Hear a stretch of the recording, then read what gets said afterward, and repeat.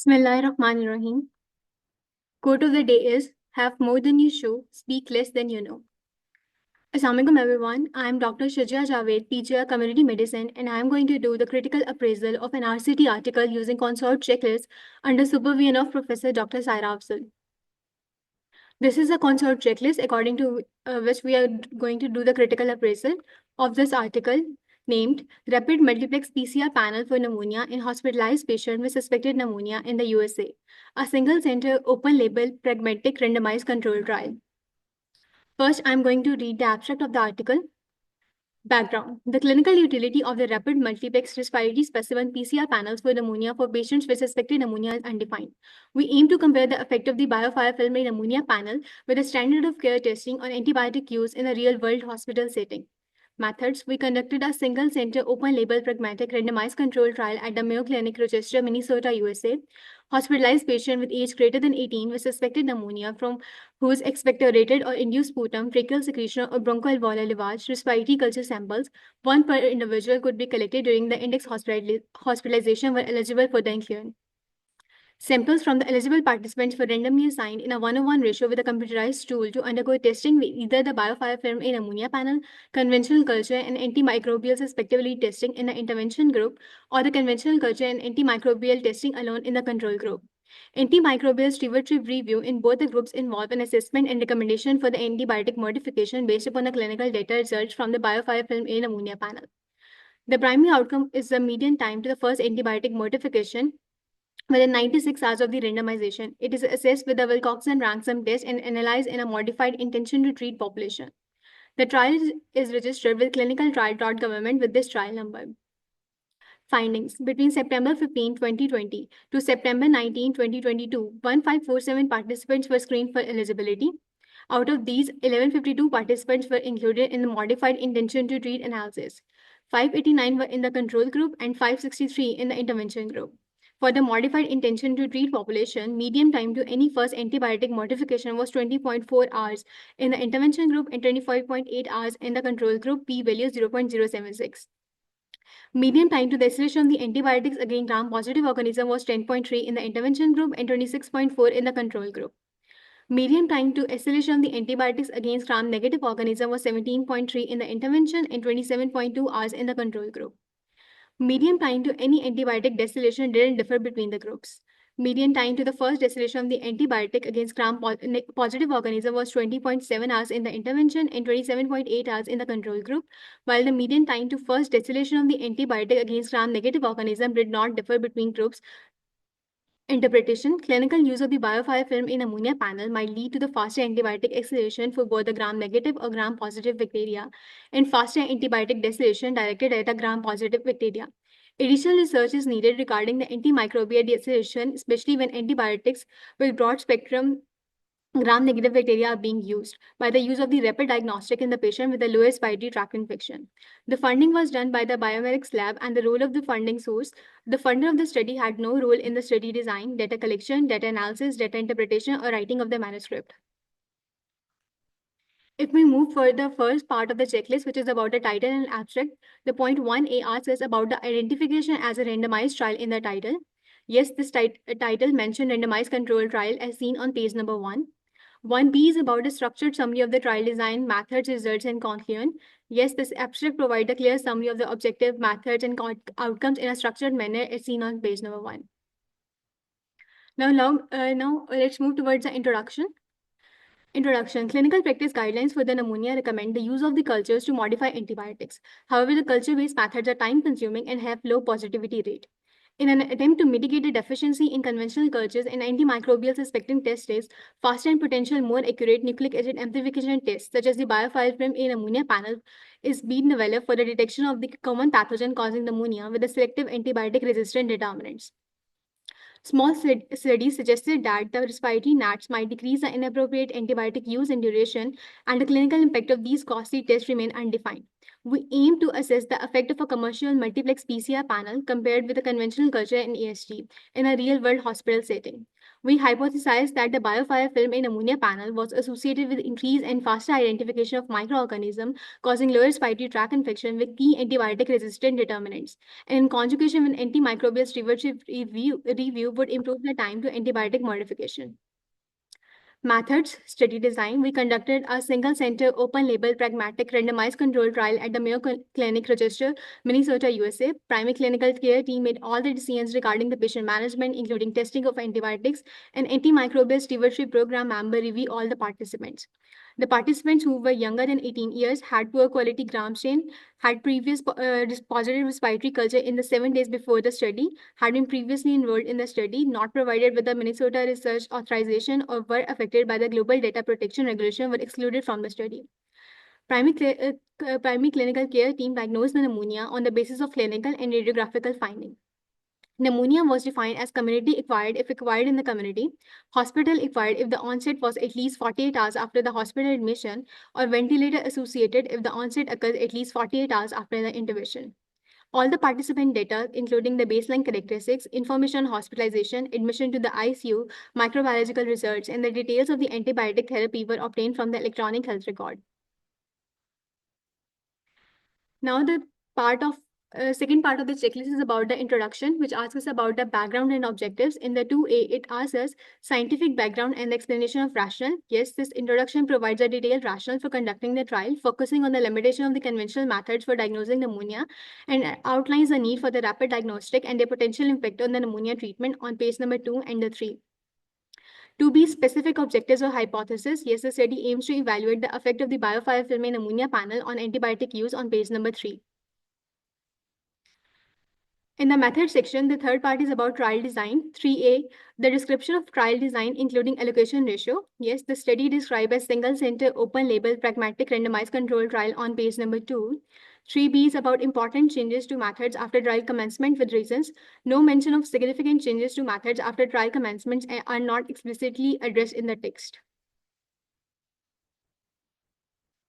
Fourth is about participants. 4 is eligibility criteria for participants. Yes, clear inclusion, excluding criteria for the participants stated on page number 2. 4B is setting and location where the data were collected. Yes, it is stated that the data were collected at Mayo Clinic, Rochester, Minnesota, USA. The setting is a single center tertiary care hospital mentioned on page number 2.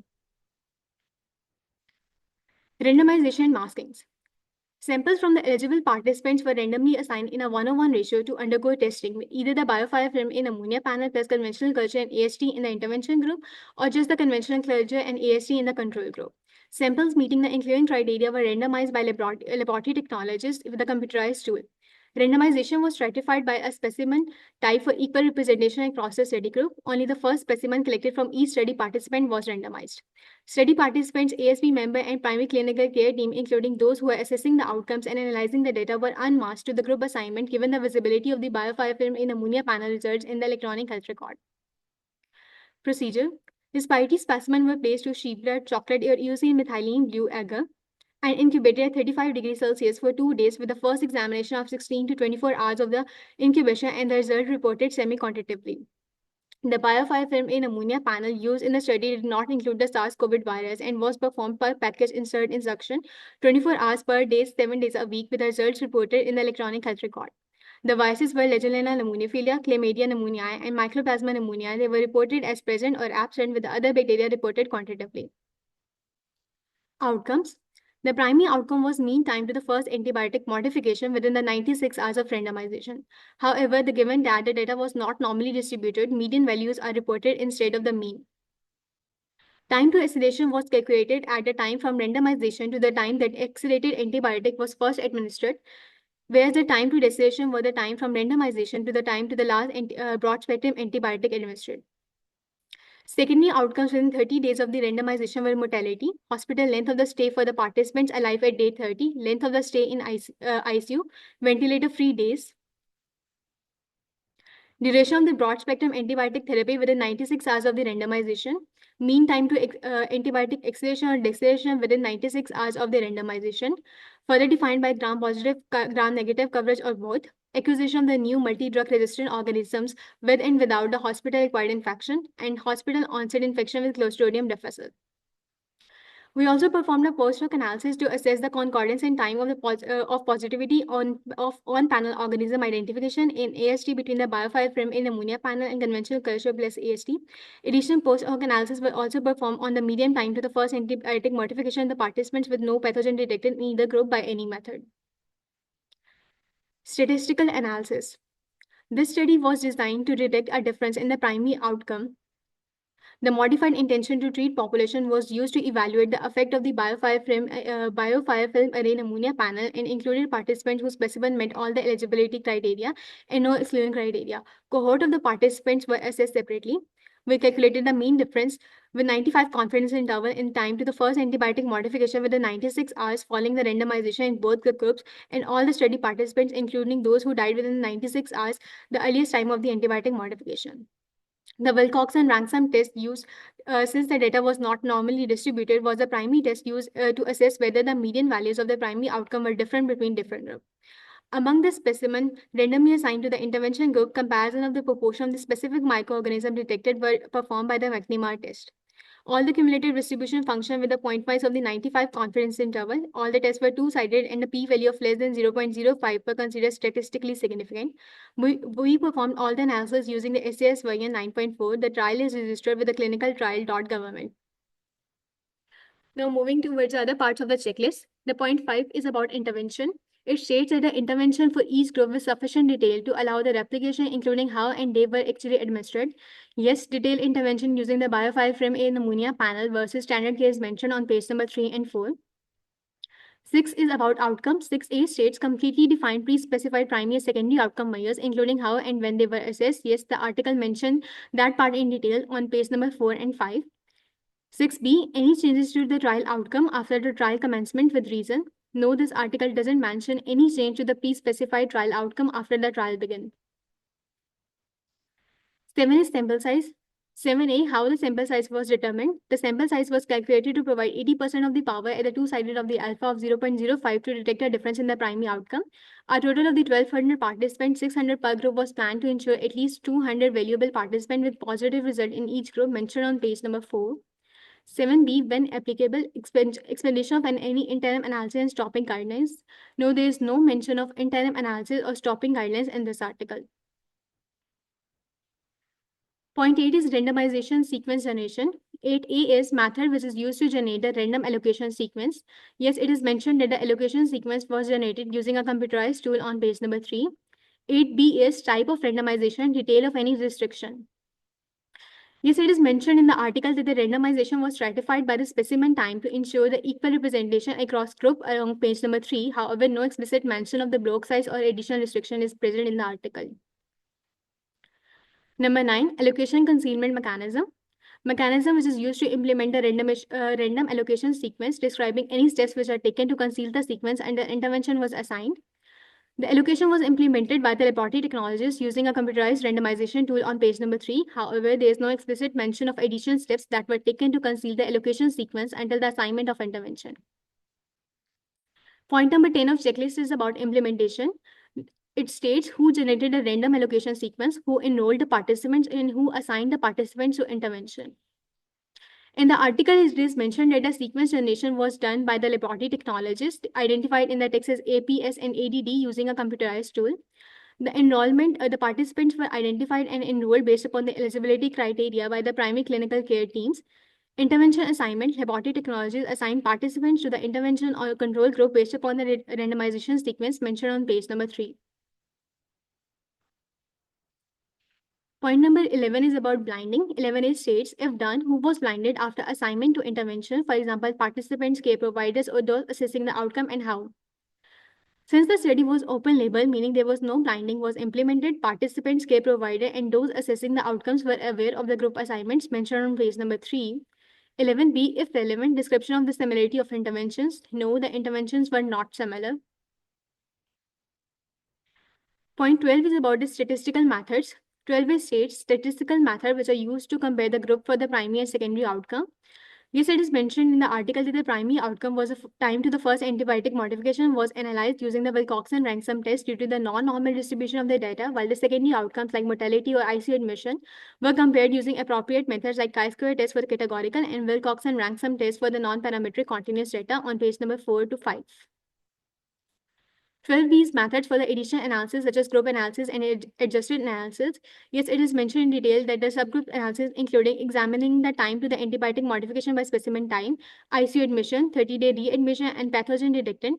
Post-hoc analysis were conducted to assess the concordance and time to positivity between diagnostic method and stratify outcome by pneumonia type as mentioned on page number 5 and 6.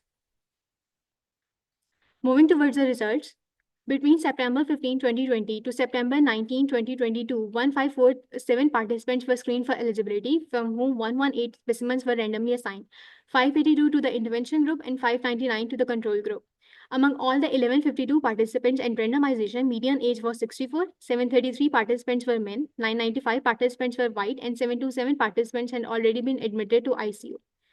For all the antibiotics, median time to the first antibiotic modification was 20.4 hours in the intervention and 25.8 hours in the control group, p-value 0.076. Excision of the antibiotic against the gram-positive bacteria occurred in 55 in intervention and 89 in the control group, with a median time to change of 10.3 hours in the intervention versus 24.6 hours in the control group. The occurrence of the excision against the gram-negative bacteria was similar between both the groups.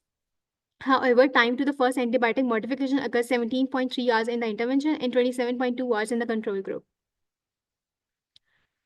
This is a figure which shows the trial profile, and this table shows the demographic characteristics of the participants which were present in the trial. Discussion. To our knowledge, this study is the largest randomized controlled trial that evaluated the use of the BioFire film in ammonia panel with the Cochrane antibiotic stewardship for patients with suspected pneumonia in a real-world setting.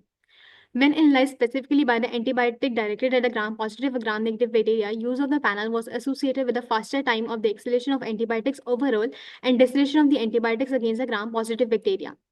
Additionally, the probability of the exhalation of the antibiotic against gram-positive bacteria was higher in the control group than in the intervention group. Deceleration of the antibiotic against the gram-negative bacteria was not significantly affected by the use of the panel. Use of the panel was associated with more and frequent and faster ASP recommendation to the primary clinical care team than the conventional culture and AST alone. Overall, these results show that the use of the BioFire film in ammonia panel can be associated with a faster antibiotic modification than the standard of the care in patients which are being evaluated directed to the gram-positive or gram-negative pathogen and deceleration of the antibiotics against the gram-positive pathogen. Although improved clinical outcomes following pneumonia, particularly mortality, have been reported with timely pathogen-appropriate antibiotic therapy, this study shows that despite the faster pathogen detection, the use of the BioFire film in ammonia panel, there was no effect on most of the clinical outcomes, including mortality. However, fewer admission to the ICU were observed among the participants with pneumonia in the intervention group than in the control group. In conclusion, the BioFire film in ammonia panel has a potential role in the management of the patient with suspected pneumonia because its use was associated with a shorter time to exhalation of the antibiotic directed against a gram-positive or gram-negative bacteria and deceleration of the antibiotic directed at the gram-positive bacteria compared with the standard testing based upon the conventional culture and AST. Use of the BioFire film in ammonia panel was also associated with more rapid intervention by the ASP team and decreased admission to the ICU among patients with pneumonia. The last part of the checklist are about the results. In 13, it stated that for each group, the number of the participants who were randomly assigned received the intended treatment and were analyzed by the primary outcome. Yes, the number of the participants who were randomly assigned received the intended treatment and were included in the primary outcome analysis are reported for each group mentioned on page number 5, figure number 1, as we see. 13p for each group, losses and exclusion after randomization together with the reason. Yes, reasons for exclusion are explicitly provided on page number 5, figure number 1. 14 is about recruitment. 14a, it's defining the periods of recruitment and follow-up. Yes, this article mentions that the participants were recruited from September 15, 2020 to September 19, 2022. The follow-up extended period was 30 days post-randomization for secondary outcome, page number 4. 14b, why the trial ended or was stopped. The trial ended as a planned upon meeting the target sample. There was no indication of the premature termination. It is inferred from the description of the trial design on page number 5. Point number 15 is about baseline data. 15 states a table showing baseline demographic and clinical characteristics for each group. Yes, the baseline characteristics such as age, sex, race, Charles Comorbidity Index, ICU admission, and clinical conditions are presented in Table 1, page 6. Point number 16, number analyzed. For each group, number of the participants, including in each analysis, and whether the analysis was by the original assigned group. Yes, analysis were conducted according to the original randomization intention to treat principle, present on page number 5, figure number 1. Point number 17, outcomes and estimation. 17A, for each primary and secondary outcome, results for each group and the estimated effect size and its period with a 95% confidence interval. Yes, in the article, the results for each group are mentioned in detail on page number 5 to page number 8. 17B, for binary outcomes, presentation of absolute and relative effective sizes is recommended. Yes, for the binary outcomes such as ICU admissions and mortality, they are presented with appropriate proportions for each group but lack explicit reporting of the relative effective size from page number 6 to 8. Point number 18 is ancillary analysis. 18 states results of any other analysis performed, including subgroup analysis and adjusted analysis, distinguished pre-specified from exploratory. Yes, this article report the results of the post-hoc analysis, which is time to the first antibiotic modification by specimen time, ICU admission, and the readmission within 30 days. These analyses help explore intervention effects in specific subgroups and are clearly labeled as a post-hoc analysis on page number 10. Point 19 is about harms. All important harms or unintended effect in each group. Yes, the adverse events including the Clostridium difficile infection and multi-drug resistant organism acquisition are briefly reported on page number 10. Comments. Point 20 is about limitations. 20, trial limitation addressing source of the potential bias, imprecision, and if relevant, multiplicity of analysis. Yes, the discussion addresses the potential limitations, including challenges in distillation and trust in the diagnostic results on page number 11. 21, generalizability of the trial findings. Yes, the implication of the findings are discussed with consideration for the clinical practice and the future research on the page number 11. 22 is about interpretation. Interpretation consistent with the result, balancing benefits and harms, considering other relevant evidence. Yes, the study findings are interpreted in the context of existing evidence, emphasizing the potential benefits and limitations of the intervention, as seen on page number 11. In the other information section, the point 23 is about registration. 23, registration number and the name of the trial registry. Yes, the trial was registered with clinicaltrials.government with this registration number as seen on page number 1. 24 is about protocol, where the full trial protocol can be assessed if available. No, there's no mention of the availability of protocol in this article. 25 and the last point is about the funding, source of the funding and other support such as the supply of drugs and the role of the funders. Yes, the source of the funding is mentioned. It is also stated that the funder has no role in study design or the manuscript writing as seen on page number 1. The overall strengths of the article are the comprehensive outcome assessment. Both primary and secondary outcomes were assessed, providing a holistic view of the intervention's impact. Detailed statistical analysis, appropriate statistical methods were employed to compare outcomes, including adjustment for the non-normal distribution data. Exploratory subgroup analysis provide additional insights. Transparency and reporting. The study adheres to the consort guidelines, ensuring transparency in methodology, randomization, and result reporting. Antimicrobial stewardship integration. The study effectively incorporate antimicrobial stewardship recommendation, emphasizing the clinical utility of the rapid diagnostic for informed decision making. Clear objectives and relevance. The study addresses an important clinical question about the impact of the rapid multiplex PCR panel on antimicrobial stewardship and the patient outcome in the real-world setting. This is highly relevant given the increasing focus on rapid diagnostic and the antibiotic resistance.